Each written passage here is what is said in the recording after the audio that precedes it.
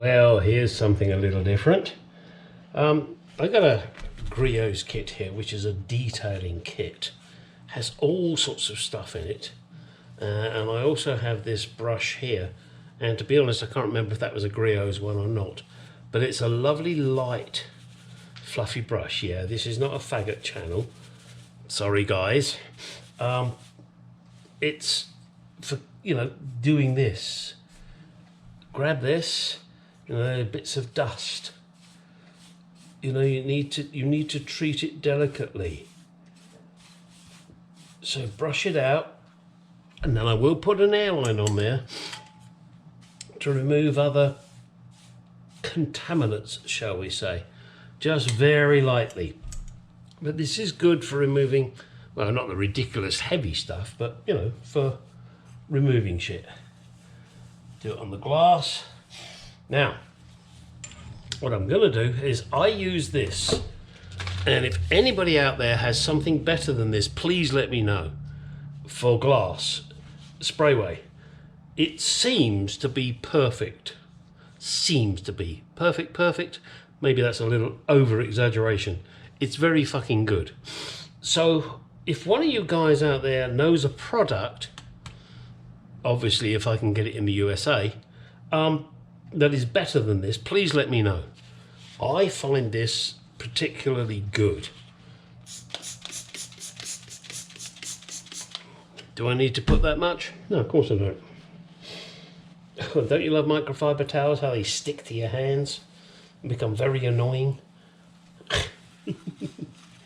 Alright, I mean, my main objective here is purely to get the inside as clean as possible. And then once I've got it sealed up, then I can clean the other side and not worry about it, because this is all done. Okay, now let me get one to buff it. And yes, this is the new glass pieces of glass that I got. All right, I should have prepared, but I didn't because I'm an idiot. Hang on a second.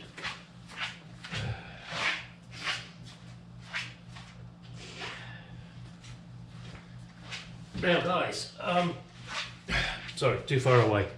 Now guys, microfiber towels. I have used them for quite some time. Don't treat them like, what can I say? They're not delicate. Use them, wash them, reuse them. Use them, wash them, reuse them. Yeah, and I could go into an analogy there, but I'm not going to, because I'm sure I will offend somebody. But then again, that's what I do. And if I haven't offended anybody by the end of this video, that's a pretty strange video for me. So there it is. Okay, now that's nice and clean on the inside. Let's do the same with this one. But I tell you what I am going to do now, even though I don't want to clean the outside until I am ready, because I don't want to clean the outside now and then discover I missed something on the inside. Logical, huh? That's what happens when you're a computer guy. You get logical. No, not physical, like Olivia Newton-John and... what was his name?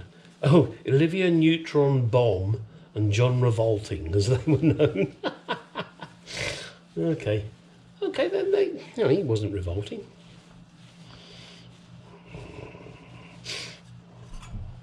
You might have found it that way, I guess. Some people did. Personally, I couldn't give a shit. And you can tell I'm so prepared for this, I've got to go get another rag now. I'm on the rag.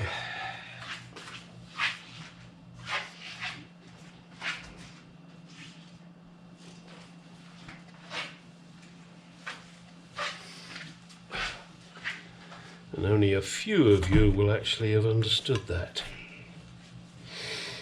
Especially if you're old school like me and you're trying to be with a lady. I am a lady. Who said that? Who said I am a lady? Yeah, same. No, not the same person. The same comedic team that did chocolate, chocolate, chocolate, chocolate. Sorry, say again. Chocolate. So what? See? Yeah, I say silly stuff, don't I? I don't care.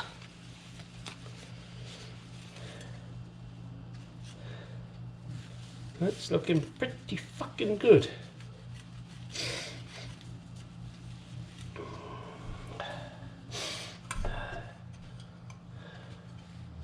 Will we ever get this to perfection? Hard to say, isn't it, huh? Tell you what, that looks fucking good, guys.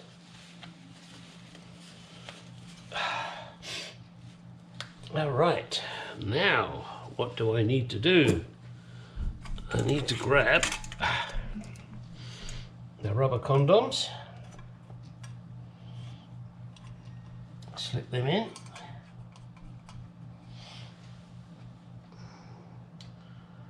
yeah, this is going to be tricky.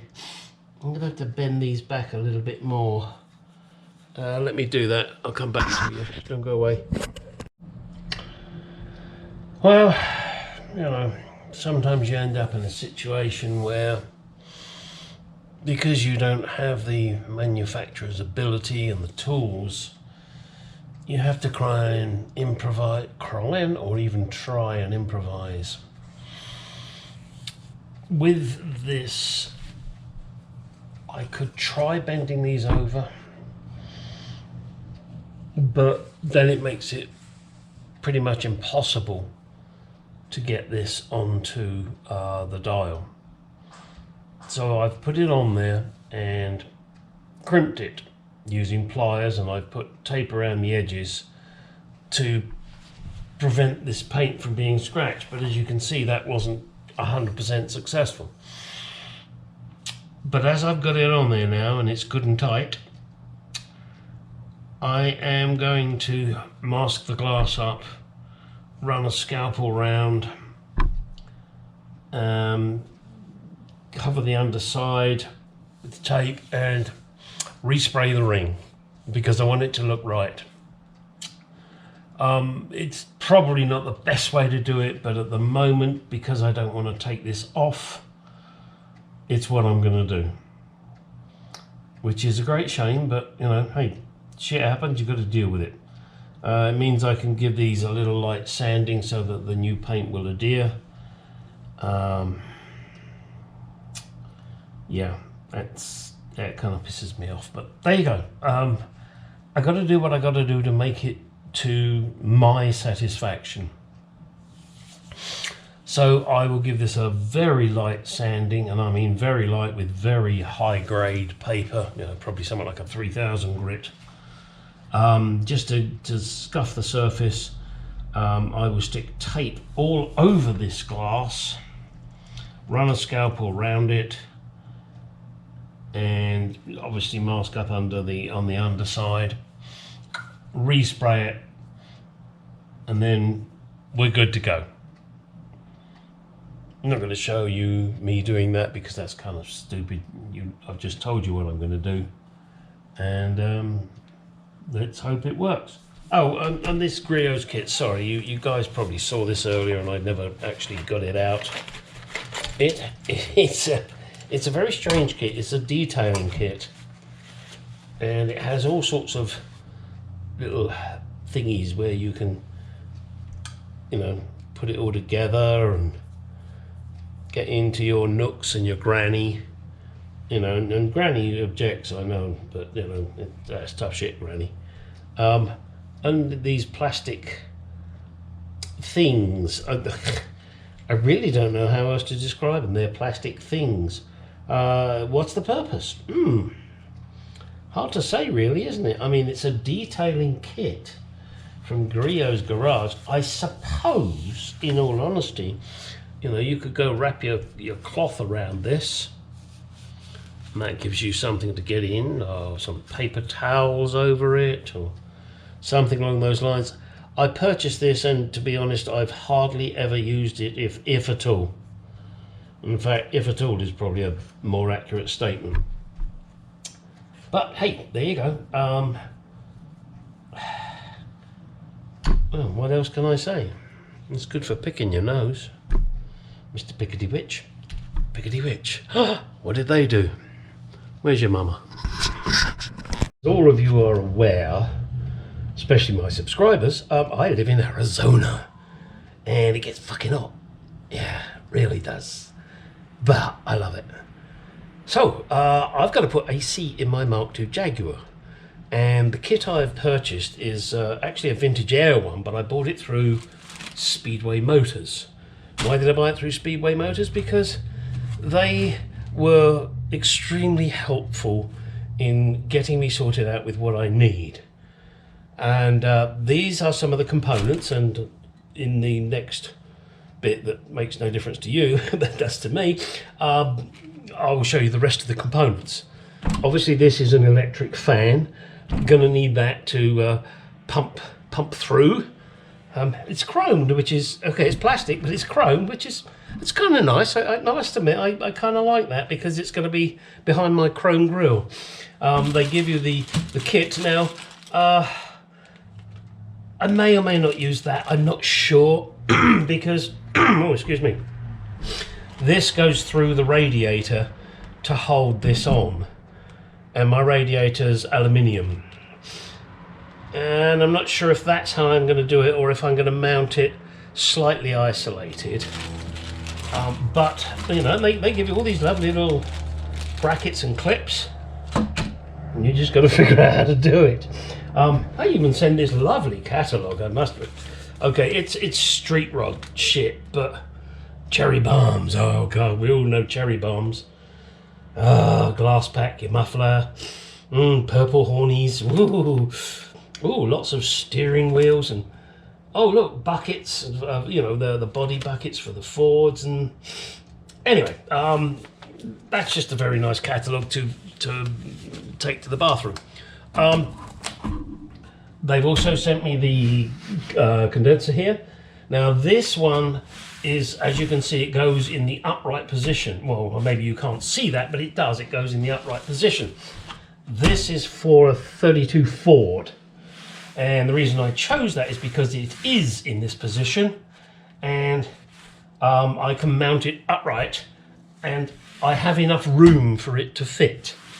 It's going to be snug, don't get me wrong, and there will be this little baby here on top of it, because I want to make sure I blast through as much as I can cold air. I'm not sure if this is a suck or a blow fan. I think it's a blow fan. And if it's a suck fan, then I've got another use for it. Ooh, no.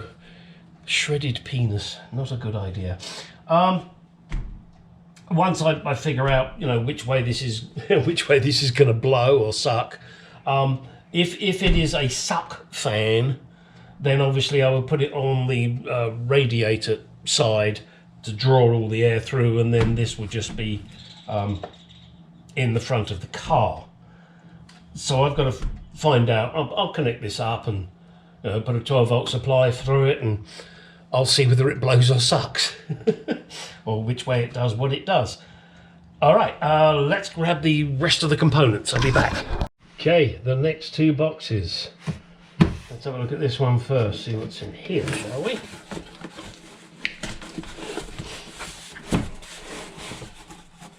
Aha! Hoses, and connectors galore. Look at that lot. Shit, I have to figure out how they go. That's gonna be fun. I'm sure the instructions will tell me. There's a bracket here. That bracket here, hello bracket here. That's for the dryer, the receiver dryer. Oh, that's the binary switch. Is that what I think that's what they call it, the binary switch? Yeah, binary switch with bead lock.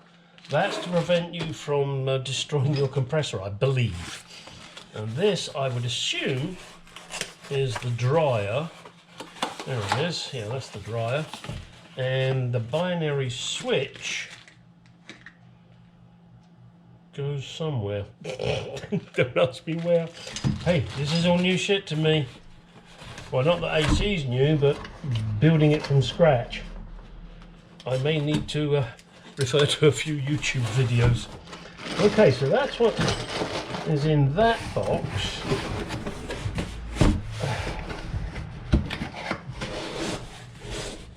This one, obviously to me, is the compressor.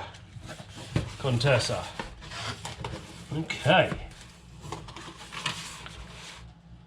Exchanger return policy. Well, I shan't be doing any of that. There it is. Now you will note it's a twin groove and I only have one belt. I guess this gives me an option. I could use a secondary belt to drive the alternator, so that when this is turning, the alternator turns. Or it gives me a double shot to try and get this right. Okay. What's in there? Ooh, this stuff. This is for your honey. Do not eat. It'd be pretty fucking stupid if you did. Mind you, there are some idiots that will, and then they'll sue. Because, well, I didn't say I couldn't eat it. I didn't say you can't eat the cardboard box either. And don't ever let your animals near that. Oh gosh, no, don't. Okay, this is a Sandon compressor. Uses SP20 oil, it says. And it is a Sandon SD5H14. I think that's called an SD508. Yeah, it is. An SD508. What I'm going to do, and I'll do that in a moment or two, is the compressor bracket I got from XJ6. I want to see how the bolt holes line up with this, because if they line up fine, then that's going to make life a little easier for me. Let's put this back where it belongs. All right, got to move on to the final box that's down here on the floor. Okay, let's have a look. Sorry, you're probably just seeing the side of the box, but don't worry, the contents will be shown to you.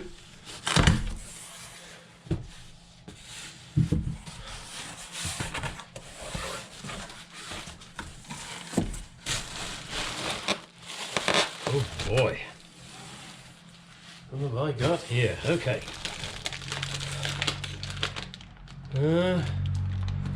Some hoses and a valve of some description.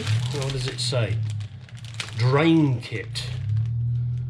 Tie wraps, heater control, 5-wire, connector drain, press tape, grommet, drain hose. Yeah, the AC unit is obviously going to create moisture, and I'm going to have to route it, rot it out to the outside world. What do we have here? This is some mounting brackets, packing list, hardware kit, heritage series. Okay. And the beast itself. Oh man, oh man. This is the piece of work. Oh wow. Hang on a second. Let me get this out of the way. This is the beast that will sit under the dash. I'm not going to unwrap it now because I don't want to. So there. This is the beast that will be going under the dash on the passenger side, and from there I will have to route all the cables, the pipes and everything. I chose this one purely because it is the lowest profile here, so hopefully it will not be too obtrusive on the passenger's footwell. It's got 4 vents, which is great. You know, you can point 2 at the driver, 2 at the passenger. you don't have to have a huge unit under the hood, bonnet, and you don't have to have a huge unit in the boot, trunk. See, I can speak 2 languages, English and American. I can also speak rubbish. And this, wow, this is a beast, I tell you that now. Look at all this lot. Yeah. I just saw that label I didn't like, made in China. Oh well. Fuck all you can do about that these days. Come on, America, wake up. You could do this. Well, there it is. Well, I mean, there's really nothing much more I can say. It does heating as well, believe it or not. But I'm leaving my normal heater in position. I'm not going to remove that. I like it. I've spent time and money restoring it, and that is where I can get my heat, I guess, if I'm really cold. Some of you poor assholes that live in the East Coast and the north of America, you may need that. I don't. It's kind of warm here. But boy oh boy, have I got a learning curve here with this lot, and figuring out how to mount it best. I got a feeling I may have to make up some rather strong brackets. It's not terribly heavy, but it's certainly got some weight to it.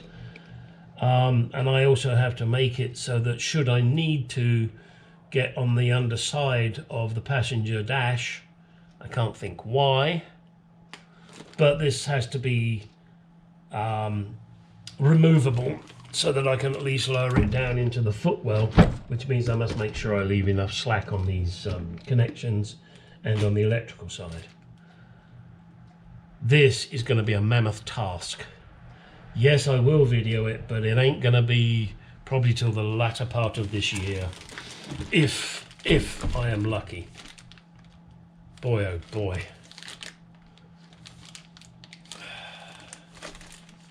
Yeah, just look at it, and you can see here are the mounting nuts, and that I would imagine is what you use these dual brackets for, and then screws up.